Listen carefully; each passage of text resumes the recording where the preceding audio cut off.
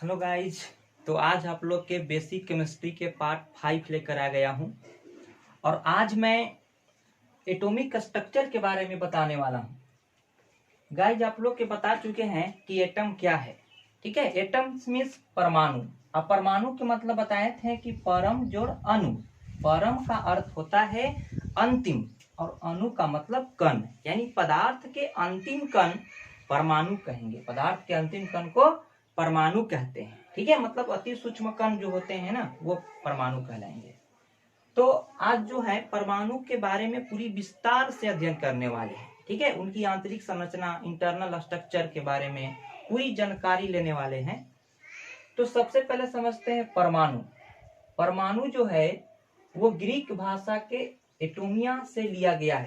एटोमिया word से लिया गया है और जिसका अर्थ होता है अनकुटेबल, मतलब अविभाज्य। ठीक है, दूसरा बात बोल सकते हैं कि इसका हो सकता है मतलब नॉट डिविजिबल, मतलब जिसे विभाजित नहीं किया जा सके, उसे कहते हैं परमाणु या एटम।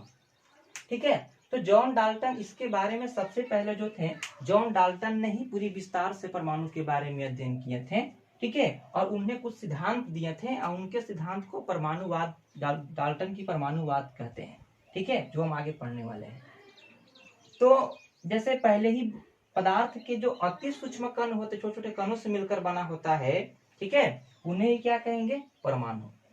तो देखिए डाल्टन 1808 ईस्वी में जॉन डाल्टन ने पदार्थ के परमाणु सिद्धांत का प्रतिपादन किया और उनके अनुसार यह बताया गया है कि प्रत्येक पदार्थ अति सूक्ष्म कणों से मिलकर बना होता है, जिन्हें हम परमाणु कहते हैं।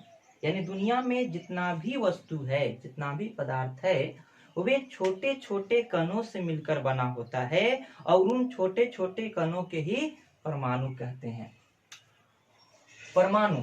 ठीक है, और दूसरा उनका कहना था कि परमाणु अविभाज्य कण होते हैं, मतलब इसे हम और छोटे छोटे कणों में विभाजित नहीं कर सकते हैं।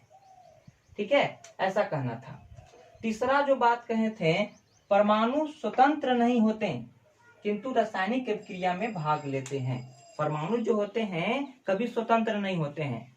उनका कारण होता है कि उनमें जो होता है, जैसे अक्रिय गैस परमाणु जो होते हैं वे स्वतंत्र होते हैं क्योंकि उनका अष्टक पूर्ण होता है, मतलब, किंतु अपूर्ण अष्टक वाले परमाणु स्वतंत्र नहीं होते हैं क्योंकि वे अस्थायी होते हैं, इसके वजह से। ठीक है, और वे रासायनिक अभिक्रिया में भाग लेते हैं। अष्टक पूरा करने के लिए वे रासायनिक अभिक्रिया भी करते हैं। चौथा उनकी जो बात था, कहते हैं कि एक ही तत्व के सभी परमाणु समान होते हैं किंतु भिन्न भिन्न तत्व के परमाणु भिन्न भिन्न होते हैं। मतलब जैसे कि आप एक ही तत्व जैसे ले लेते हैं, जैसे फेरस लेते हैं, लोहा। तो लोहा जो है वह छोटे छोटे परमाणु से मिलकर बना है, जैसे Fe परमाणु से मिलकर बना है। तो अब Fe परमाणु जो है वह एक समान है, मतलब लोहे में कहा जाए कि जितना भी वो Fe एटम होगा वो एक समान होगा, उनका गुण, उनका आकार, द्रव्यमान एक समान होगा।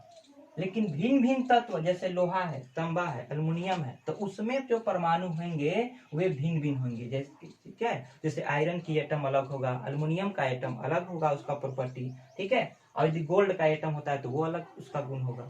ठीक है, तो भिन्न भिन्न तत्वों के परमाणु भिन्न भिन्न गुण वाले होते हैं और एक ही तत्व के परमाणु के एक ही प्रकार के गुण होंगे। ठीक है, ऐसा उनका कहना था। आगे जो कहता है, पांचवा पॉइंट जो था, कहते हैं कि परमाणु अविनाशी होते हैं, अर्थात ये रासायनिक अभिक्रिया में न तो उत्पन्न होते हैं, ठीक है, और न ही इससे यह नष्ट होते हैं। मतलब जब भी कोई रिएक्शन होता है तो उसमें परमाणु उत्पन्न नहीं होते हैं, मतलब बनते नहीं है, नया अलग से परमाणु नहीं बनेगा। ठीक है, यहाँ वे उनका नष्ट भी नहीं होगा, ऐसा उनका कहना था। अगला जो पॉइंट था कि तत्व के परमाणु आपस में सहयोग करके संयुक्त परमाणु बनाते हैं और इस संयुक्त परमाणु को ही अणु कहेंगे। ठीक है, यानी तत्व जो होते हैं आपस में सहयोग करते हैं और सहयोग करके एक संयुक्त परमाणु बनाएंगे। ठीक है, और उन परमाणु को ही क्या कहते हैं, अणु। जैसे कार्बन है, ठीक है, और ऑक्सीजन के दो परमाणु जब मिल जाते हैं, ठीक है, तो ये संयुक्त परमाणु बनाया। ठीक है, ये संयुक्त परमाणु बनाया। अभी संयुक्त परमाणु को क्या कहेंगे, अणु कह देंगे। ठीक है, इसी को हम अणु कहेंगे। तो ये उनका कहना था। ठीक है, लेकिन कुछ समय के पश्चात परमाणुवाद असफल हो गया। ठीक है, जैसे डाल्टन का कहना था कि परमाणु अविभाज्य है। ठीक है, लेकिन मॉडर्न थ्योरी के अनुसार परमाणु को विभाजित किया गया, परमाणु को अलग अलग भागों में बांटा गया। जैसे पाया गया कि परमाणु में इलेक्ट्रॉन, प्रोटॉन और न्यूट्रॉन होते हैं। ठीक है, तो उसे अलग अलग भागों में बांटा गया है। तो उनका कथन उससे असफल हो गया।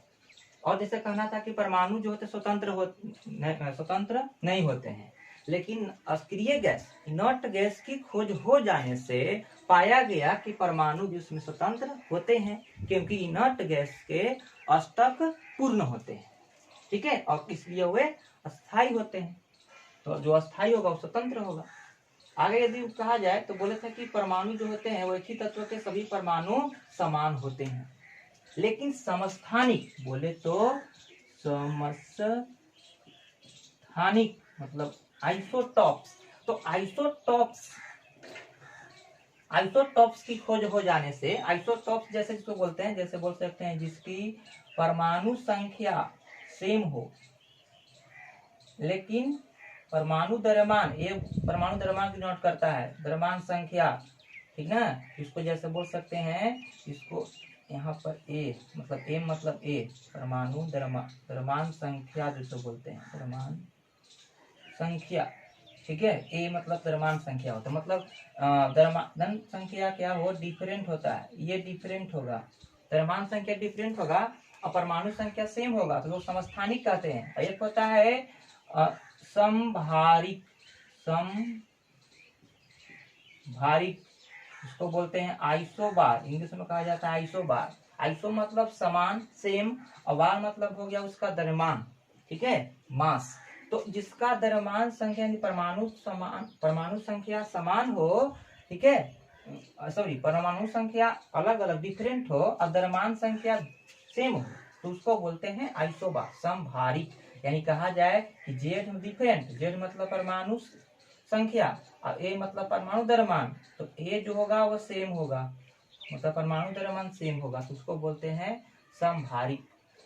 तो जब हम समस्थानिक की खोज हो गया, आइसोटॉप का जब खोज हुआ, तो पाया गया कि जैसे आइसोटॉप बोलते हैं जिसकी परमाणु संख्या सेम हो, द्रव्यमान संख्या भिन्न भिन्न हो।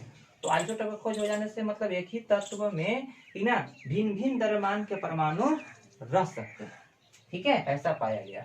और यदि आइसोबार समभारिक की खोज हो गया, तो पाया गया कि भिन्न भिन्न तत्वों के परमाणु द्रव्यमान सेम होते हैं। ठीक है, तो ये कथन भी उनका असफल हो गया इसकी वजह से।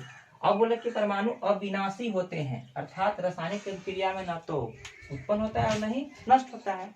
लेकिन जब रेडियो एक्टिविटी एलिमेंट, जैसे बोलते हैं कि नाभिकीय रिएक्शन जब होता है, न्यूक्लियस रिएक्शन, तो न्यूक्लियस रिएक्शन में यह देखा गया कि परमाणु का भी नष्ट होता है, परमाणु जैसे नष्ट हो जाता है और नए परमाणु का भी उसमें वहां निर्माण होता है। इस तरह से तो बोल सकते हैं कि तत्व के परमाणु बोल सकते हैं कि परमाणु अविनाशी नहीं होते हैं। ठीक है, मतलब उसको विनाश नष्ट भी हो सकते हैं या उत्पन्न भी हो सकते हैं। ठीक है, तो इस तरह से परमाणु का डाल्टन की परमाणुवाद असफल हो गया। ठीक है, अब देखते हैं आगे। देखिए नोट पॉइंट जैसे बोला गया है, ऐसे तो हम आगे पूरी डिटेल से सब पढ़ने वाले हैं, लेकिन इस चीज को थोड़ा समझ लेते हैं यहाँ पे। जैसे देखिए नोट पॉइंट में लिखा गया है कि डाल्टन के अनुसार परमाणु अविभाज्य है, किंतु आधुनिक सिद्धांत के अनुसार परमाणु के मुख्यतः 3 मौलिक कण होते हैं। ठीक है, आजकल देख रहे हैं कि परमाणु के बारे में बहुत विस्तार से दिन पढ़ रहे हैं, परमाणु में इलेक्ट्रॉन होता है, प्रोटॉन होता है, तो ये सब अब हम स्टडी विस्तार से करेंगे। जैसे बोलते हैं कि परमाणु में जो जैसे नाभिक होता है, इसका जो न्यूक्लियस उसको बोलते हैं। ठीक है, तो न्यूक्लियस जैसे बोले तो ये नाभिक, तो परमाणु के जो सेंटर जो होता है उसमें नाभिक होता है, न्यूक्लियस होता है। अब उस न्यूक्लियस में न्यूट्रॉन और प्रोटॉन होता है। ठीक है, अब यहाँ पर जो न्यूट्रॉन और प्रोटॉन के दोनों को जो ऐड करेंगे तो वो द्रव्यमान संख्या बताता है। ठीक है, ए को बताता है द्रव्यमान संख्या को, और यहाँ पर जो प्रोटॉन की संख्या है वो परमाणु संख्या को बताता है। और परमाणु संख्या किसी भी उदासीन परमाणु में परमाणु संख्या जो होता है वो इलेक्ट्रॉन की संख्या के बराबर, मतलब कोई उदासीन परमाणु है, न्यूट्रल एटम है, तो प्रोटॉन की संख्या और इलेक्ट्रॉन की संख्या समान होगा। ऐसा कहना है। तो इसी तरह से बोल सकते हैं कि परमाणु के मुख्यतः 3 कण है, इलेक्ट्रॉन, प्रोटॉन, न्यूट्रॉन। अब इलेक्ट्रॉन जो होते हैं वो इसके नाभिक के चारों ओर चक्कर काटते हैं, और प्रोटॉन और न्यूट्रॉन नाभिक में रहता है। ठीक है। अब इसको जैसे इसके जो बाहरी पार्ट है, जैसे एटम का जो बाहरी एक्सटर्नल पार्ट हुआ, उसको हम सेल कहते हैं, जिसमें इलेक्ट्रॉन चारों ओर चक्कर काटता है, और उसके अंदर ही उपकोष है। उपकोष मतलब सब सेल। ठीक है। अब सेल के अंदर ही सब सेल है। ठीक है। और सब सेल के अंदर भी ऑर्बिटल है। ऑर्बिटल, ऑर्बिटल के अंदर इलेक्ट्रॉन, मतलब कक्षक के अंदर इलेक्ट्रॉन है। ठीक है। तो इस तरह से परमाणु को जैसे आधुनिक सिद्धांत के अनुसार, ठीक है, बांटा गया है। तो अब इन्हीं के हम पूरा विस्तार से अध्ययन समझेंगे। ठीक है। सबसे पहले समझते हैं कि जो इनका मौलिक कण है, इलेक्ट्रॉन, प्रोटॉन, न्यूट्रॉन, ये सबका खोज के बारे में पढ़ेंगे। किस तरह से, कैसे इनका खोज हुआ, किस तरह से इसका डिस्कवरी हुआ। हाँ, तो हम आगे बात करने वाले हैं परमाणु की मौलिक कणों की खोज। ठीक है। तो यहाँ पे जो आधुनिक सिद्धांत के आधार पर देखा गया है कि परमाणु में 3 मौलिक कण है, इलेक्ट्रॉन, प्रोटॉन और न्यूट्रॉन। तो अब यहाँ देखेंगे कि यह सबका खोज कैसे हुआ। ठीक है। जैसे यहाँ पे देखिए लिखा हुआ है discovery of fundamental particle of atom.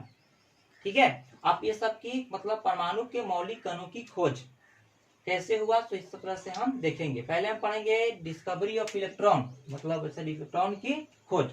देखिए इलेक्ट्रॉन का खोज जो है वो जे थॉमसन ने 1859, ठीक है, यानी 1859 में किए थे। इसने एक एक्सपेरिमेंट किया था। अब देखिए एक्सपेरिमेंट में क्या किया था, वो सबसे पहले ये क्या किया था कि एक विसर्ग नली लिया था। जैसे बोले तो एक सिलेंड्रिकल पाइप होता है, ठीक है, डिस्चार्ज ट्यूब के नाम से भी जाना जाता है। ठीक है। अब इसको डिस्चार्ज ट्यूब, विसर्ग नली क्यों पढ़ा से देखिए, क्योंकि इसमें जो एक वैक्यूम पंप से लगा होता है और वो प्रेशर को कम कर देता है। ठीक है। ये बहुत कम इस पर प्रेशर पर एक गैस भरी होती है। ठीक है। बहुत कम प्रेशर पर गैस भरी होती है, और यहाँ पर बहुत हाई वोल्टेज पर विद्युत धारा जब प्रवाहित करते हैं, ठीक है, जब यहाँ पे जैसे वोल्टेज को प्रवाहित किया जाता है, बहुत हाई वोल्टेज 10 के पावर 4 यानी 10,000 वोल्ट, और यहाँ पे जो प्रेशर है वो 10 के पावर -4 एटीएम। ठीक है। बहुत कम प्रेशर है। ठीक है। अब एक चीज और देखिए, इसके विसर्ग नली में 2 इलेक्ट्रोड को रखा गया है, एक एनोड, एक कैथोड और एक एनोड। ठीक है। एनोड की तरफ इसके जो छोर है, इसकी ओर ZnS से कोटिंग किया हुआ है। ठीक है। ताकि यहाँ पे जो भी यहाँ से कण निकल के आए तो इस पर चमक उत्पन्न करे। ठीक है। ताकि पता चले कि उधर से कण इधर आ रहा है। ठीक है। जो भी यहाँ से कण मतलब इधर आएगा किरण, इस पर एक चमक उत्पन्न करेगा। ऐसा कुछ पदार्थ से यहाँ पे कोटिंग किया हुआ था। और क्या था कि यहाँ पे जैसे बहुत लो प्रेशर कितना था, 10 के पावर -4। ठीक है। बहुत लो प्रेशर पर गैस को भर दिया और बहुत हाई वोल्टेज का धारा प्रवाहित किया। उसने पाया कि कैथोड से एक किरण निकलता है। ठीक है। एक कैथोड से क्या निकलता है, किरण। कैथोड मतलब किरण, एक रे निकलता है जो एनोड की ओर जाती है। तो अब ये जो किरण है, क्योंकि यह किरण कैथोड से निकल रहा था, इसलिए इसका नाम कैथोड पड़ा।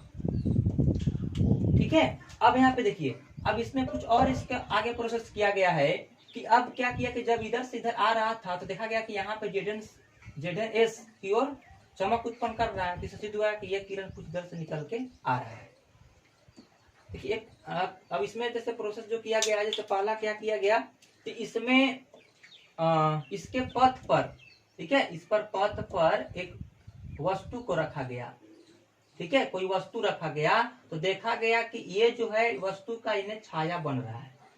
कोई भी वस्तु रख रहे हैं तो यहाँ पे छाया बन रहा है। तो कहने का मतलब यह हुआ कि यह जो किरण है, ठीक है, ये सीधी पथ में गमन करता है। ठीक है। जैसे प्रकाश के पथ पे जब कोई वस्तु रख देते हैं तो उसको दूसरा छाया बन जाता है। तो क्योंकि प्रकाश जो है वो सीधी पथ में गमन करता है, इसलिए बोल सकते हैं कि इसके भी पथ पर जब कोई वस्तु रखते हैं तो इसकी दूसरी ओर छाया बनता है। तो कह सकते हैं कि ये भी एक सीधी पथ में गमन करता है। अगला जो था, यहाँ पे क्या किया गया कि एक रोटेशन पेंडल को रखा गया। रोटेशन पेंडल कहे तो एक पंखी को रखा गया। ठीक है। घूमने वाला पंखी को रखा गया। तो देखा गया कि यह जो है ठीक है, यह जो है रोटेट करने लगता है। जैसे ही मतलब ये फ्री रोटेशन वाला पेंडल को रखते हैं तो यह रोटेट करने लगता है। तो इससे यह प्रूफ होता है कि यह जो कण है वो छोटे छोटे कणों से मिलकर बना होता है, क्योंकि इसको रोटेट करना है मतलब इसके कण में एक यांत्रिक ऊर्जा है, मैकेनिकल एनर्जी है, यानी बोल सकते हैं इसका कुछ ना कुछ द्रव्यमान होगा, तभी तो ये पेंडल रोटेट कर रहा है। ठीक है, ऐसे ही अगर नहीं रहता तो थोड़ी रोटेट करते। जैसे प्रकाश के बीच में कोई वस्तु रखते थोड़ी नचने लगता है, क्योंकि उसका बहुत द्रव्यमान नहीं करता, द्रव्यमान नहीं होता है, लेकिन इसका द्रव्यमान होगा क्योंकि ये रोटेट कर रहा है। ठीक है, यानी कहने का मतलब है कि ये जो छोटे छोटे ये जो मतलब किरण है ये छोटे छोटे कणों से मिलकर बना है। ठीक है, तो इन किरण का नाम जो पड़ा, जो छोटे छोटे कणों का नाम पड़ा है मतलब कैथोड रे पार्टिकल। ठीक है, कैथोड किरण कण। तो कैथोड किरण कण का नाम आगे चलकर इलेक्ट्रॉन पड़ा। आगे जो एक्सपेरिमेंट किया गया है इसमें क्या किया कि इलेक्ट्रिक फील्ड रखा गया, मतलब इलेक्ट्रिक फील्ड क्रिएट किया गया कि एक और क्या किया कि पॉजिटिव प्लेट की ओर रखा गया और एक और निगेटिव प्लेट की ओर। तो देखा गया कि ये जो किरण है वो पॉजिटिव प्लेट की ओर विक्षेपित हो रहा है। ठीक है, ये डायरेक्शन को मोड़ दे रहा है पॉजिटिव प्लेट की ओर। तो इससे सिद्ध हुआ कि इस पर जो है वो निगेटिव चार्ज है, तभी तो पॉजिटिव की ओर जा रहा है। ठीक है, तो अब जैसे दूसरा जैसे आगे तो क्या किया गया कि जैसे क्या किया गया कि गैस को चेंज किया गया। जैसे गैस जो भरा गया था वो गैस दूसरा भरा गया, इस पर कोई प्रभाव नहीं पड़ा, सेम वही प्रोसेस कर रहा था। ठीक है, यानी यह गैस पर कोई प्रभाव नहीं, गैस बदलने से कोई प्रभाव नहीं पड़ता, गैस के प्रकृति पर निर्भर नहीं करता है। और इलेक्ट्रोड को भी चेंज किया गया तो कोई प्रभाव नहीं दिखाया, यानी कह सकते हैं कि यह इलेक्ट्रोड के प्रकृति पर निर्भर नहीं करता है। ठीक है, तो ये जो यहाँ जो मेन हमको बात निकल गया है कि रोटेशन पेंडुलम को जो घुमा रहा है, घूमने वाला जो यहाँ पे रोटेशन घुमा रहा है एक पंखी को, इससे यह सिद्ध होता है कि यह कण से बना होता है और उन कणों का नाम ही इलेक्ट्रॉन पड़ा है। ठीक है, तो इस तरह से बोल सकते हैं इसका ही नाम इलेक्ट्रॉन पड़ा, इस तरह से इलेक्ट्रॉन का खोज हुआ। आगे देखते हैं, अब इसका देखा गया कि यहाँ पर इस किरण जो आ रहा था, अब इसमें एक कण को रोका गया। इससे यहाँ पे क्या किया गया था, एक ऐसी प्रोसेस किया गया था कि ये कण यहाँ रुक जाए। जैसे वहां पर इलेक्ट्रिक फील्ड और मैग्नेटिक फील्ड दोनों क्रिएट किया गया, तो ये कण स्थिर हो जाता है और वहां पर Q अब ये मतलब चार्ज और द्रव्यमान का अनुपात ज्ञात किया गया। ठीक है, कि दोनों में अनुपात कितना है। तो यहाँ पे पाया गया दोनों में जब चार्ज और द्रव्यमान का अनुपात देखा गया तो 1.76 इंटू 10⁸ कूलम पर ग्राम पाया गया। ठीक है, आगे देखिए समीकरण 1 मान लेते हैं। आगे क्या किया गया कि एक जैसे आगे समय जब गुजरा तो क्या हुआ कि मिल्कन एक साइंटिस्ट था, उसने क्या किया था कि मिल्कन ऑल-ड्रॉप मेथड, ठीक है, इसको नाम है, एक मेथड लगाया था ऑल-ड्रॉप की वजह से। एक क्या किया कि एक स्प्रे किया था ऑयल का, और वहां पर देखा गया कि वहां भी एक इलेक्ट्रिक फील्ड भी क्रिएट किया था, वहां से भी इलेक्ट्रॉन को रोक करके इलेक्ट्रॉन का पर कितना चार्ज है इस चीज को यहाँ पर देखा था। तो वहां पर पाया गया है कि इलेक्ट्रॉन का जब चार्ज निकल के आता है मिल्कन ऑल ड्रॉप मेथड से, वो आता है 1.602 गुने 10⁻⁻19 कूलम। ठीक है, अब दोनों देखिए यहाँ पे जो निकला है ये द्रव्यमान m का मान निकल गया, E के मतलब Q का मान निकल गया, तो यहाँ से m के मान निकाल देंगे। देखिए यहाँ पे दोनों को यूज करके यहाँ पे निकाला गया, इसका मान यहाँ रखेंगे तो यहाँ जो इसका द्रव्यमान निकल के आता है, मतलब इलेक्ट्रॉन का जो द्रव्यमान निकल के आएगा, ठीक है, तो कुछ इतना आता है 9.1 गुने 10⁻⁻28 ग्राम। ठीक है, अगर इसको केजी में बोलिएगा तो 9.1 गुने 10⁻⁻31 केजी हो जाएगा। ठीक है, तो इस तरह से इलेक्ट्रॉन का चार्ज और द्रव्यमान निकल करके आया है। तो बोल सकते हैं इसी प्रकार से इलेक्ट्रॉन की पूरी खोज हुआ। ये लंबी कहानी है तो हम शॉर्ट में बहुत कुछ बता दिए हैं। ठीक है, आगे चलते हैं। प्रोटॉन का खोज। ठीक है, प्रोटॉन का जो खोज है वो गोल्डस्टीन ने 1886 मतलब 1886 में किए थे। ठीक है, अब देखिए इसमें एक भी एक प्रकार के एक्सपेरिमेंट किए थे, कुछ इसी से मिलता जुलता एक्सपेरिमेंट था लेकिन कुछ अलग था। इसने क्या किए थे कि एक उसी प्रकार के डिस्चार्ज ट्यूब को लिए और इसने क्या किए कि ये जो है कैथोड, वो कैथोड को पोरस कैथोड का यूज किए, मतलब बोले तो छिद्र युक्त कैथोड का यूज किए हैं। और जैसे ही ये भी हाई वोल्टेज 10⁻⁴ यानी 10,000 वोल्टेज ये भी जब धारा प्रवाहित करते हैं तो यहाँ पाते हैं कि ना, अब यहाँ पर एक चीज और, यहाँ जो था जिंक सल्फेट का कोटिंग किया हुआ था, कोटिंग किया हुआ था, ताकि कोई भी आवे तो यहाँ पे चमक उत्पन्न करे और उससे पता चले कि इधर भी मतलब किरण आ रही है।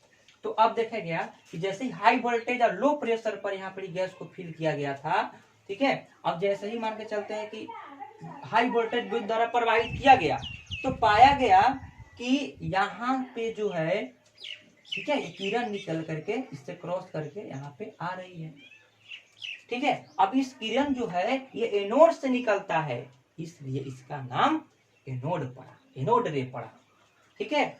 अब ये इसमें भी आगे कुछ प्रोसेस किया गया है, जैसे उसमें किया गया, इसमें भी जैसे क्या किया गया कि एक पदार्थ को रखा गया तो इसका भी दूसरी ओर छाया बनता है, यानी इससे सिद्ध होता है कि ये भी छोटे छोटे कणों से मिलकर बना है।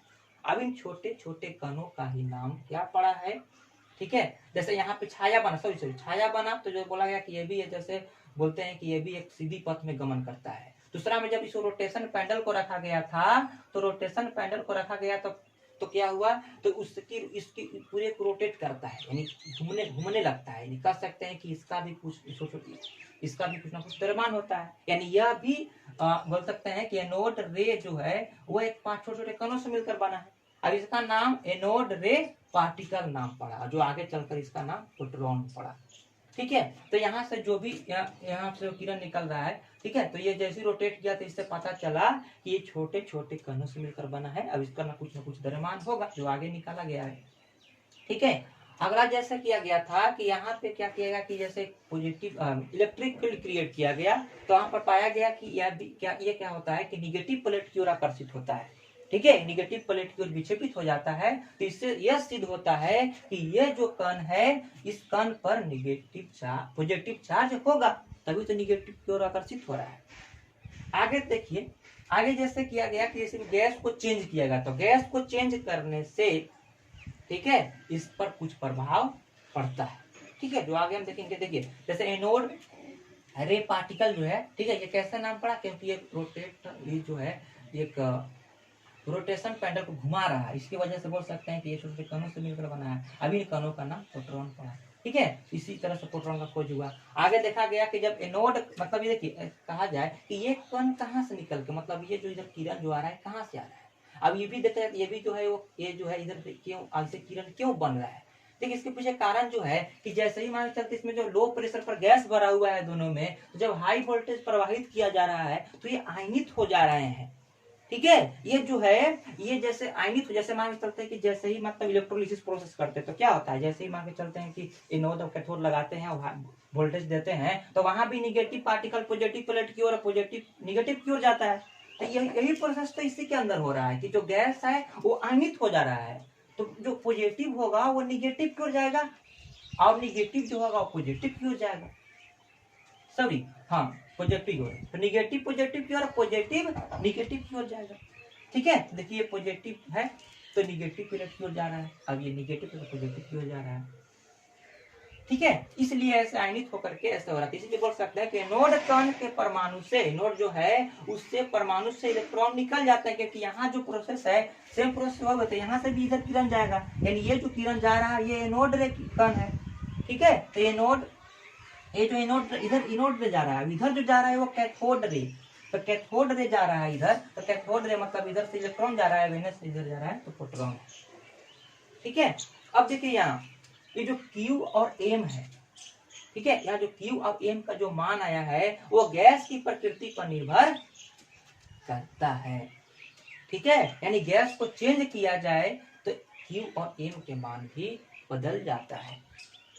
अब जैसे यहाँ पे गैस हाइड्रोजन गैस हो तो हाइड्रोजन गैस होने पर Q/M मतलब चार्ज और द्रव्यमान का जो अनुपात आता है वो 9.58 आता है, 9.58 × 10⁴ कूलम पर ग्राम आता है, ठीक है। ये Q/M का मान आता है कितना, एक बार फिर देखिए Q/M के मान जो आता है वो 9.58 × 10⁴ कूलम पर ग्राम, ठीक है। अब चार्ज ऑन प्रोटॉन यानी प्रोटॉन पे इसका जो चार्ज होता है वो 1.602 × 10⁻⁻⁻⁻⁻⁻⁻⁻⁻⁻⁻⁻⁻⁻⁻⁻⁻⁻⁻⁻⁻⁻⁻⁻⁻⁻⁻⁻⁻⁻⁻⁻⁻⁻⁻⁻⁻⁻⁻⁻⁻⁻⁻⁻⁻⁻⁻⁻⁻⁻⁻⁻⁻⁻⁻⁻⁻⁻⁻⁻⁻⁻⁻⁻⁻⁻⁻⁻⁻⁻⁻⁻⁻⁻⁻⁻⁻⁻⁻⁻⁻⁻⁻⁻⁻ यहाँ जो चार्ज है वही मिल्टन होल्ड्रॉप मेथड से भी यहाँ भी चार्ज क्रिएट किया जाता है। तो यहाँ जो मान निकल के आता है उतना ही आता है, मतलब इलेक्ट्रॉन का जितना है उतना ही आता है। ऐसे भी बोल सकते हैं कि इलेक्ट्रॉन न्यूट्रल होता है, जितना इलेक्ट्रॉन का जितना चार्ज होगा उसके अपोजिट चार्ज प्रोटॉन पर उतना ही होगा, लेकिन चार्ज का परिमाप दोनों का सेम होगा। लेकिन बात यही है कि ये निगेटिव में रहेगा, अब ये पॉजिटिव में रहेगा। ठीक है, बस इतना ही अंतर है, लेकिन चार्ज का परिमाप दोनों का सेम है। आगे देखिए, अब यहाँ पे जो है मास ऑफ प्रोटॉन, यानी मास ऑफ प्रोटॉन निकल कितना है। देखिए यहाँ पे हम क्यू का मान पुट कर देंगे तो मास जो निकल के मतलब द्रव्यमान जो आता है प्रोटॉन का वो 1.67 गुने 10⁻⁻24 ग्राम आता है। ठीक है, और जब इसको केजी में निकाल बदलेंगे तो हो जाता है 1.67 गुने 10⁻⁻27 केजी। ठीक है, तो दोनों में देखिए द्रव्यमान का बहुत अंतर है, द्रव्यमान दोनों में बहुत अंतर है। देख सकते हैं कि प्रोटॉन का जो द्रव्यमान है इलेक्ट्रॉन के द्रव्यमान के कितना गुना है, तो 1837। ठीक है, 1837 गुना अधिक द्रव्यमान होता है प्रोटॉन के। ठीक है, तो बोल सकते हैं कि MP मतलब mass of proton equal to 1837 गुने मास ऑफ इलेक्ट्रॉन। ये दोनों में रिलेशन आ सकता है द्रव्यमान के बीच। ठीक है, इस तरह से इलेक्ट्रॉन और प्रोटॉन का खोज हुआ है। ठीक है, इसके पहले बड़ा लंबी कहानी है, लेकिन यहाँ पे शॉर्ट में बहुत कुछ बता दिए हैं, आप अच्छे से उसको देखिए और समझिए इस बात को। ठीक है, अब हम आगे पढ़ते हैं प्रोटॉन की खोज की, न्यूट्रॉन की खोज की। न्यूट्रॉन की खोज कैसे हुआ, अब न्यूट्रॉन की डिस्कवरी ऑफ न्यूट्रॉन पढ़ेंगे। हाँ, तो आगे हम पढ़ने वाले हैं न्यूट्रॉन का खोज, डिस्कवरी ऑफ न्यूट्रॉन। अब यह जो खोजा गया था, डिस्कवर किया गया था, वह जेम्स चैडविक के द्वारा 1932 ईस्वी में न्यूट्रॉन का खोज हुआ था। देखिए, उससे पहले वैज्ञानिकों का कुछ ऐसा अंदाज मानना था कि जैसे परमाणु के द्रव्यमान ज्ञात किया जा रहा था, तो परमाणु के द्रव्यमान, परमाणु में पहले क्या मालूम था कि परमाणु में क्या होता है, इलेक्ट्रॉन होता है, प्रोटॉन होता है। इलेक्ट्रॉन के बारे में नहीं मालूम था, तो परमाणु का जो द्रव्यमान होगा, जब यही दोनों कण है तो परमाणु के द्रव्यमान इन कणों के द्रव्यमान के बराबर आना चाहिए था, लेकिन ऐसा नहीं हो रहा था। जब भी परमाणु के द्रव्यमान ज्ञात किया जा रहा था तो उस समय परमाणु का द्रव्यमान इन कणों के द्रव्यमान के दुगना आ जा रहा था। मतलब जो प्रोटॉन का द्रव्यमान है, इलेक्ट्रॉन तो निग्लिजिबल है द्रव्यमान इसके सामने, तो प्रोटॉन का जो द्रव्यमान होता था उसी के दुगना आ जा रहा था परमाणु के द्रव्यमान। तो कहने का मतलब यह हुआ कि परमाणु में एक ऐसा और कण है जिसका द्रव्यमान प्रोटॉन के द्रव्यमान के लगभग बराबर होगा। तो उनका बात बिल्कुल सही निकला। आगे चल करके एक जेम्स चैडविक नामक साइंटिस्ट था जो न्यूट्रॉन का जैसा खोज कर मतलब कुछ ऐसा एक्सपेरिमेंट कर रहा था। वो क्या किया था कि एक बेरिलियम के बहुत पतली लेयर लेकर के अल्फा पार्टिकल का प्रहार करवा रहा था। ठीक है, तो पाया कि एक परमाणु, एक कार्बन परमाणु बना और फिर एक दूसरा कण बन रहा है जो इलेक्ट्रिक न्यूट्रल है। ठीक है, अब इस कण का नाम जो है एक न्यूट्रॉन रखा गया। देखिए, ये जो रिएक्शन है एक न्यूक्लियर रिएक्शन है। ठीक है, यहाँ पर देखिए रेडियो एक्टिविटी एलिमेंट के द्वारा प्रहार करवाया जा रहा है। ठीक है, तो यहाँ पर बोल सकते हैं ये जो रिएक्शन हुआ एक न्यूक्लियर रिएक्शन हुआ। ठीक है, तो यहाँ पर एक कार्बन बनता है, दूसरा एक अन्य कण बनता है। यह जो कण था इलेक्ट्रिक न्यूट्रल था, इसलिए इसका नाम न्यूट्रॉन रखा गया। तो इस तरह से न्यूट्रॉन का खोज हुआ। ठीक है, और जब इसका द्रव्यमान ज्ञात किया गया तो द्रव्यमान पाया कि यह जो है इसका द्रव्यमान लगभग प्रोटॉन के द्रव्यमान के बराबर आया। ठीक है, तो इस तरह से न्यूट्रॉन का खोज हुआ। अब ये देखिए, हम लोग जो है इलेक्ट्रॉन की खोज और प्रोटॉन और न्यूट्रॉन की खोज तीनों के बारे में पढ़ चुके हैं। अब इन्हीं का समरी के रूप में पढ़ेंगे। देखिए, यहाँ पे जैसे एक तीनों पार्टिकल है, neutron, proton, sorry electron, proton, neutron. अगला जो सिंबल, इसका सिंबल, इसका जो सिंबल है कुछ इस प्रकार से है। देखिए, यहाँ पर इलेक्ट्रॉन का जो द्रव्यमान होता है यह न्यूट्रॉन और प्रोटॉन के सामने निग्लिजिबल है, इसलिए इसको 0 से नोट किया गया है। अब चार्ज होता है प्रोटॉन के बराबर, इस पर देखिए प्लस होगा, इस पर निगेटिव, उतना ही निगेटिव, इस पर निगेटिव और 0 इस तरह से नोट करेंगे। आप प्रोटॉन को इस तरह से नोट करते हैं। ठीक है, और न्यूट्रॉन को ऐसा, न्यूट्रॉन को इसलिए ऐसा क्योंकि इस पर जो होता है नीचे वाला देखिए दिखा रहा है चार्ज को, तो चार्ज इस पर 0, चार्ज नहीं होता है, और द्रव्यमान जो होता है वो इसके बराबर होता है, इसलिए इसको डिनोट ऐसे करते हैं। ठीक है, n0 n1। आगे देखिए मास, द्रव्यमान। द्रव्यमान देखिए, यहाँ पे इसका द्रव्यमान जो होता है वो इतना होता है, पहले पढ़ चुके हैं 9.1 × 10⁻⁻ 31 kg। अब इसका जैसे प्रोटॉन का द्रव्यमान कितना होता है, तो 1.6726 गुने 10 के पावर -17, ठीक है, 70 मतलब -27, ठीक है, 27 kg, -27 kg। आगे देखिए इसका जो द्रव्यमान है न्यूट्रॉन का 1.6749 गुने 10 के पावर -27।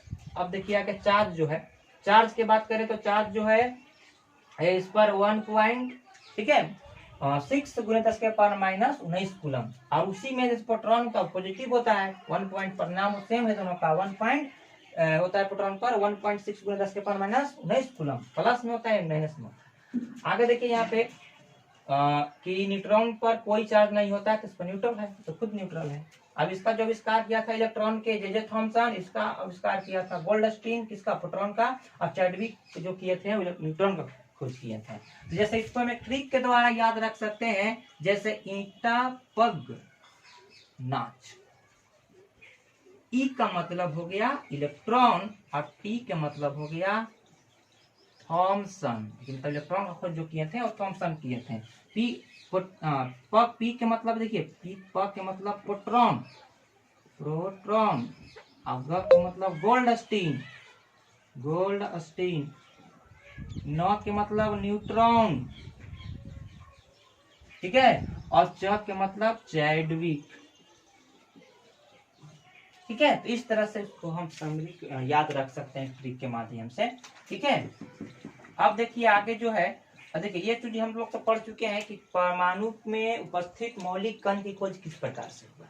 अब इन जब मौलिक कणों का खोज हो गया तब शुरू हुआ एटॉमिक मॉडल का खोज होना। हाँ, तो हम आगे बात करने वाले हैं एटॉमिक मॉडल। एटॉमिक मॉडल बोले तो जैसे पहले के वैज्ञानिकों को यह मालूम हो गया था कि परमाणु में इलेक्ट्रॉन प्रोटॉन होते हैं, लेकिन इस बात का मालूम नहीं था कि ये जो कण है परमाणु में किस तरह से व्यवस्थित रहते हैं। तब वैज्ञानिकों ने एटॉमिक मॉडल बनाने का प्रयास किया, और उसने सबसे पहले जो आए थे एटॉमिक मॉडल लेकर के वो जे थॉमसन थे, ठीक है। इसे हम थॉमसन एटॉमिक मॉडल कहते हैं, जो 1898 ईस्वी में ये मॉडल आया था। और जैसे वो दूसरा नाम इसको बोलते हैं वाटरमेलन मॉडल। वाटरमेलन मॉडल क्यों पढ़ा वो हम आगे देखेंगे यहाँ पे। तो जैसे देखिए जे थॉमसन ने ये बात बोले थे कि परमाणु जो है एक गोले के भाग, गोले की तरह होते हैं, ठीक है, और उसी के अंदर इलेक्ट्रॉन और प्रोटॉन उपस्थित होते हैं। उसने एक तरबूजे से कंपेयर किया। उसने बताया कि जिस तरह से तरबूजे में जो रेड वाला भाग, जो खाने वाला भाग होता है, वे प्रोटॉन की तरह काम करेगा, और जो उसमें काले बीज होते हैं वो इलेक्ट्रॉन की तरह काम करेगा, ठीक है। जैसे लाल वाला जो भाग है वो जैसे धनावेशित कण प्रोटॉन की भांति काम करेगा, और जो काले बीज है वो ऋणावेशित कण इलेक्ट्रॉन के भांति काम करेगा, ठीक है। तो देखिए, तो इस तरह से जैसे उसने बताए, तो लेकिन इसके कथन के अनुसार, जैसे जो बात जो बोले थे उनके अनुसार परमाणु का पूर्ण स्टडी नहीं हो पा रहा था, पूर्ण वर्णन नहीं हो पा रहा था, ठीक है। इसलिए इनका जो मॉडल है वह असफल हो गया। तो इसके बाद रदरफोर्ड जो थे वो अपना एटॉमिक मॉडल लेकर आए, ठीक है, 1911 ईस्वी में, जिसको बोलते हैं रदरफोर्ड न्यूक्लियर मॉडल, या दूसरा नाम इसको बोलते हैं रदरफोर्ड गोल्ड फॉयल मॉडल, ठीक है, क्योंकि उसमें गोल्ड फॉयल का मतलब एक पतली परत सोने का यूज किया था, इसकी वजह से उसका नाम पड़ता है रदरफोर्ड गोल्ड फॉयल मॉडल। यह जो मॉडल आया था 1911 ईस्वी में आया था।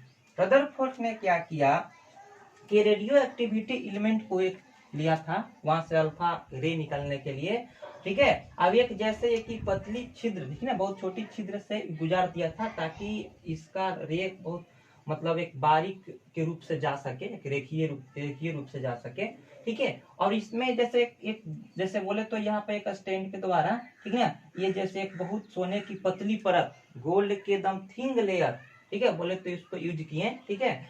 और अब इसके गोले जैसे इसके चारों ओर क्या किए, ठीक है, कि एक जैसे एक इसको घेर दिए एक मेटल के द्वारा, ठीक है। अब इस मेटल पर जो था जिंक सल्फेट का कोटिंग किया हुआ था, ठीक है, ताकि जो भी यहाँ पे जो रेडिएशन के बाद जो किरण यहाँ से निकलेगा तो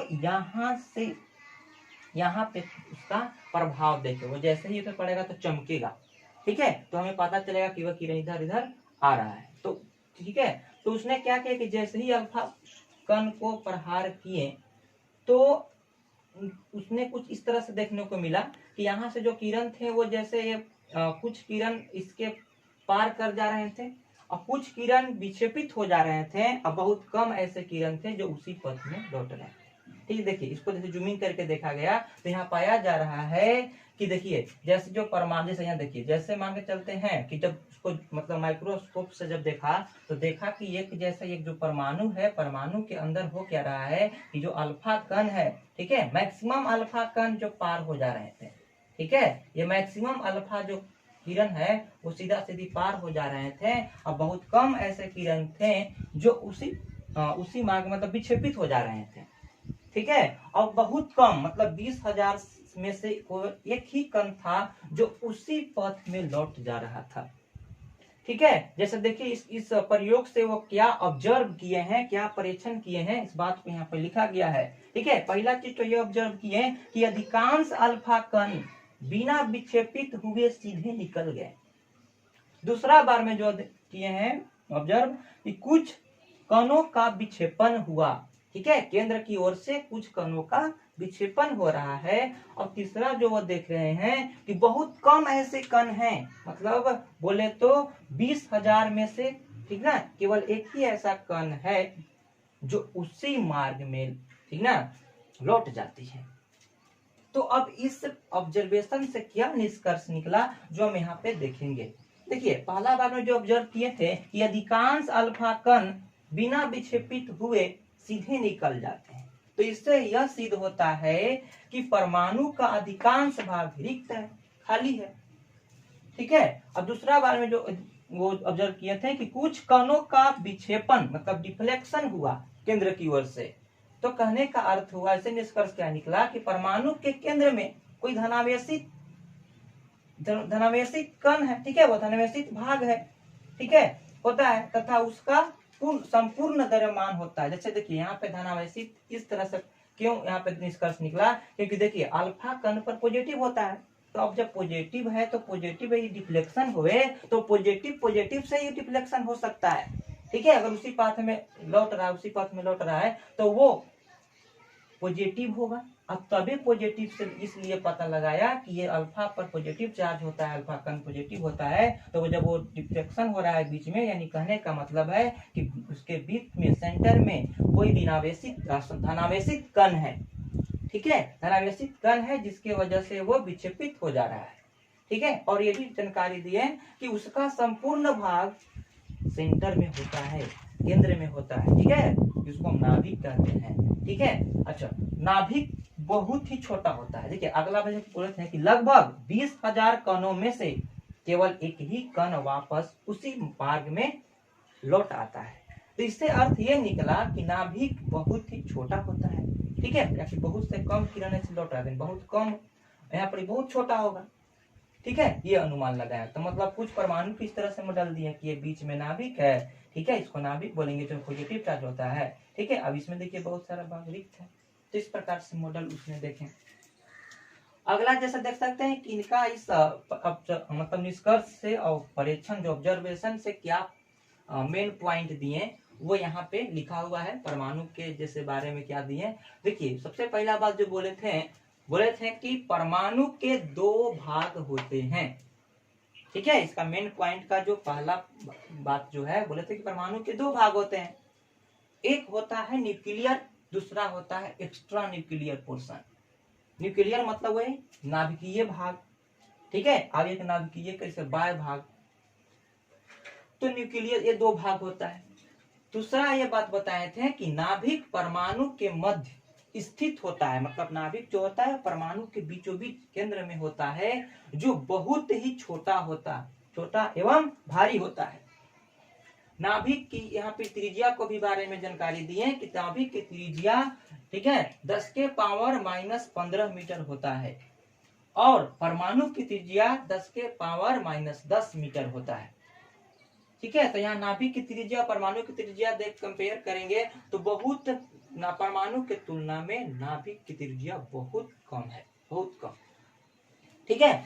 तो आगे देखिए तीसरा जो बात है, कहते हैं कि नाभिक में धनावेशित प्रोटॉन के कारण, मतलब जो नाभिक होता है, नाभिक धनावेशित इसलिए होता है क्योंकि उसके अंदर प्रोटॉन होता है। अब ये बात हमको मालूम है कि प्रोटॉन पर पॉजिटिव चार्ज होता है, इसके वजह से बोल सकते हैं कि नाभिक में ही प्रोटॉन है, क्योंकि वो नाभिक के अंदर ही पॉजिटिव चार्ज होता है। ठीक है। अब देखिए नाभिक के अगला बात बोले हैं चौथा कि नाभिक के बाहर इलेक्ट्रॉन उपस्थित होता है और वह गतिमान होता है। कि नाभिक के जो केंद्र के बाहर जो होता है वो इलेक्ट्रॉन उपस्थित होता है और हर समय गति करते रहता है, गतिमान रहता है, ऐसा बोले थे। ठीक है। और एक बात और बोले थे कि प्रोटॉन की जो संख्या होगा वो इलेक्ट्रॉन की संख्या के बराबर होगा। ठीक है। तो इस तरह से परमाणु मॉडल वो दिए थे रदरफोर्ड ने। लेकिन इनके अनुसार जैसे वो बोले थे कि परमाणु जो है वो परमाणु में जो इलेक्ट्रॉन है वो गतिमान होते हैं। तो जब कोई पार्टिकल है वो किसी को गति कर रहा, मतलब वो घूम रहा है, तो ये जरूर उसको मतलब बोल सकते हैं कि वो एनर्जी को लॉस करेगा। ठीक है। यानी सपोज जैसे हम कोई चीज घुमाते हैं तो वो अच्छे से अब एनर्जी देना बंद करेंगे तो धीरे धीरे धीरे धीरे रुक जाएगा। ठीक है। तो कहने के मतलब है कि उस जो इलेक्ट्रॉन होगा वो उसका जैसे एनर्जी का लॉस करता, हर समय लगातार लॉस कर रहा होगा। ठीक है। तो ठीक है, यदि यह एनर्जी को लॉस करेगा, मतलब ऊर्जा को उत्सर्जित करेगा लगातार गति होने की वजह से, तो उसका गति कुछ इस प्रकार से होगा कि जैसे वो गति करते रहेगा तो जैसे ये बार बार एनर्जी को लॉस करेगा, तो एनर्जी को लॉस करेगा तो वो धीरे धीरे क्या होगा, उस सेंटर के करीब आएगा, क्योंकि सेंटर की ओर उसका एनर्जी कम होते जाएगा। कोई चीज को ऐसे घुमा रहे हैं, ठीक है, तो जब उसको एनर्जी कम देना शुरू करेंगे तो वो धीरे धीरे धीरे धीरे सेंटर की ओर आना शुरू हो जाता है। ठीक है। वो धीरे धीरे धीरे जैसे ही बहुत कम हो जाएगा तो वहीं रुक जाता है। ठीक है। तो उसी तरह से यहाँ पे क्या होगा कि बोल सकते हैं कि यह जो होता है एनर्जी को मतलब उत्सर्जित करने की, लॉस होने की वजह से ये धीरे धीरे नाभिक की ओर आने लगेगा इलेक्ट्रॉन। अब ये नाभिक में आकर के धीरे धीरे गिर जाएगा। ठीक है। तो इस चीज से परमाणु की संपूर्ण व्याख्या नहीं हो पाता है। और दूसरा ये बात कि जैसे ये यहाँ पे आएगा तो कुछ रे उत्पन्न करेगा, तो एक स्पेक्ट्रम बनेगा, तो उसके बारे में वो जानकारी नहीं दिए थे, अर्थात बोल सकते हैं कि यह हाइड्रोजन स्पेक्ट्रम के बारे में व्याख्या नहीं किए थे, कोई एक्सप्लेन नहीं किए थे। ठीक है, ये बात। तो हम पढ़ेंगे बोर्स एटॉमिक मॉडल। फ्रेंड्स, जब रदरफोर्ड के एटॉमिक मॉडल असफल हो गया तब नील्स बोर ने 1913 ईस्वी में अपना मॉडल लेकर आए। ठीक है। और ये जैसे बोल सकते हैं कि इसको बोलते हैं Bohr's atomic model. Niels Bohr ने मैक्स प्लांक क्वांटम का सहारा लेकर के अपना मॉडल प्रस्तुत किए थे। इन्होंने रदरफोर्ड के एटॉमिक मॉडल को बहुत सुधार किए थे। ठीक है। तो इसने बहुत विस्तार से परमाणु के बारे में अध्ययन किया और कुछ अपना कथन कहे।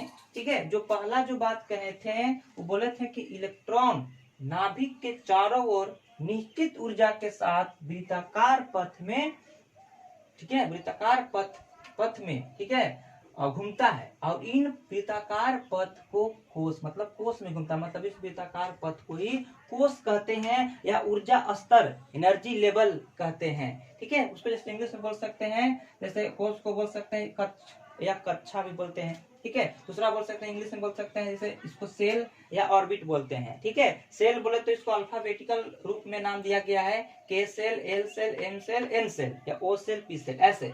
ठीक है।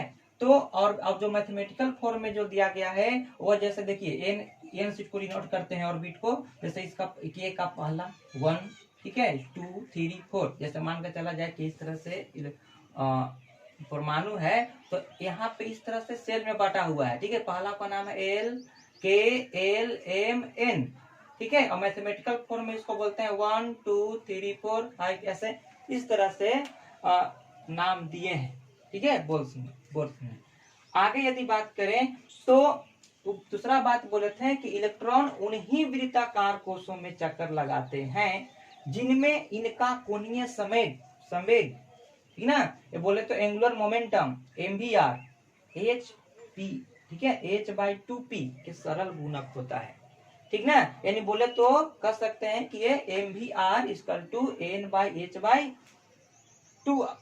ठीक है। यानी बोल सकते हैं जो m है वो मास ऑफ इलेक्ट्रॉन, इलेक्ट्रॉन का द्रव्यमान है, और v जो है वो वेलोसिटी ऑफ इलेक्ट्रॉन, इलेक्ट्रॉन के वेलोसिटी वेग, और r हो गया जैसा ये त्रिज्या हो गया, ठीक है। जहाँ इलेक्ट्रॉन त्रिज्या बोलते हैं कि जो नाभिक और जो इलेक्ट्रॉन जहाँ पे घूम रहा है उसके बीच के डिस्टेंस, ठीक है। तो इस तरह से mvr बराबर n इंटू h/2π होता है। एक फॉर्मूला यहाँ पे उन लोगों ने दिया, ठीक है। और जैसे तीसरा बात बोले थे कि निश्चित कोश में इलेक्ट्रॉन ऊर्जा तो न उत्सर्जित करता है और न ही अवशोषित करता है। यानी इलेक्ट्रॉन यदि निश्चित कोश में घूम रहा है तो वहां पे ऊर्जा न तो उत्सर्जित करेगा और न ही अवशोषित करेगा, न एनर्जी को लॉस करेगा और न ही एनर्जी को गेन करेगा। अगला बात बोले थे कि जब इलेक्ट्रॉन उच्च ऊर्जा स्तर से मतलब हाई एनर्जी लेवल से, ठीक है, निम्न ऊर्जा स्तर में छलांग लगाता है, मतलब जाता है, ठीक है, वो लोअर एनर्जी लेवल में यदि पहुंचता है तो ऊर्जा को उत्सर्जित करता है, ठीक है। क्योंकि उन्होंने और बताए थे कि जब इलेक्ट्रॉन जब चक्कर काटता है तो जब ये नाभिक के करीब हो, न्यूक्लियस के नजदीक हो, तो उसके एनर्जी कम होता है, लेकिन दूर वाले जो होते हैं, ठीक है, उसका एनर्जी अधिक होता है, ठीक है। जो नाभिक से दूर है उनकी एनर्जी क्या रहेगा, अधिक, ठीक है। आगे देखिए बात बोलते हैं, आगे बोले कि तथा विपरीत प्रक्रम में, मतलब बोले तो जब यह मतलब निम्न ऊर्जा स्तर से उच्च ऊर्जा स्तर में जाता है तो एनर्जी को बोल सकते हैं कि ये ऑब्जर्व करेगा, अवशोषित करेगा, ठीक है। तो इस तरह से बोले तो बोल सकते हैं कि ऊर्जा, ठीक है, यदि उच्च ऊर्जा स्तर को उत्तेजन अवस्था हम कहते हैं, ठीक है, एक्साइटेड स्टेट कहते हैं, ठीक है। और जैसे वही बोल सकते हैं जैसे परमाणु उदासीन होता है तो उस समय जो इलेक्ट्रॉन होता है उसको बोल सकते हैं, ठीक है, ग्राउंड स्टेट, आद्य अवस्था कहते हैं, ठीक है। आगे आगे देखिए ये सब जो बोले थे, ठीक है, आद्य अवस्था जैसे होता है। और जैसे बोल सकते हैं कि ये और बात बोले थे, जैसे देखिए ये जो इलेक्ट्रॉन चक्कर काटता है नाभिक के चारों ओर, तो ये इलेक्ट्रॉन जो है वो नाभिक के बाद एक फोर्स क्रिएट करता है, ठीक है। अभी फोर्स की वजह से वो बंधे हुए रहता है, ठीक है। अब बोल सकते हैं कि जैसे ही मतलब इलेक्ट्रॉन है तो इलेक्ट्रॉन है तो जैसे ये जो है एक नाभिकीय, ठीक है, सेंट्रीफ्यूगल फोर्स, नाभिकीय केंद्र बल के द्वारा बंधे हुए रहता है। अब जो अपोजिट चार्ज है, पॉजिटिव एक नेगेटिव, तो ये दोनों से एक अपोजिट चार्ज, ठीक है, बोल सकते हैं रिपल्सन फोर्स करता है। तो ये दोनों पल की वजह से वो मतलब एक पथ में घूमते रहता है, ठीक है। तो इस प्रकार से नील्स बोर ने अपना मॉडल प्रस्तुत किया, ठीक है। और जैसे और हाइड्रोजन स्पेक्ट्रम के बारे में आगे बात बोले थे, ठीक है, जो हम जैसे यहाँ पे जैसे बेसिक केमिस्ट्री है तो इतना बात तो काफी है, ठीक है। और जैसे हम बेसिक जब इसको जब डिटेल से पढ़ेंगे इस चैप्टर को 11th क्लास में तो वहाँ पे विस्तार से हम समझेंगे, ठीक है। तो यही था एटॉमिक स्ट्रक्चर के बारे में कुछ बेसिक कंसेप्ट, ठीक है। अब इसी को जैसे हम आगे जैसे बोल सकते हैं कि क्वांटम नंबर और बात करें तो इलेक्ट्रॉनिक विन्यास हम आगे बात करेंगे, ठीक है। तो यदि आपका मेरा वीडियो यदि आप लोग का पसंद आ रहा है तो लाइक करें, सब्सक्राइब करें और शेयर करें, ठीक है। अपने दोस्तों को शेयर करें ताकि उनको भी ये सब का नॉलेज हो सके, ठीक है। Thank you so much.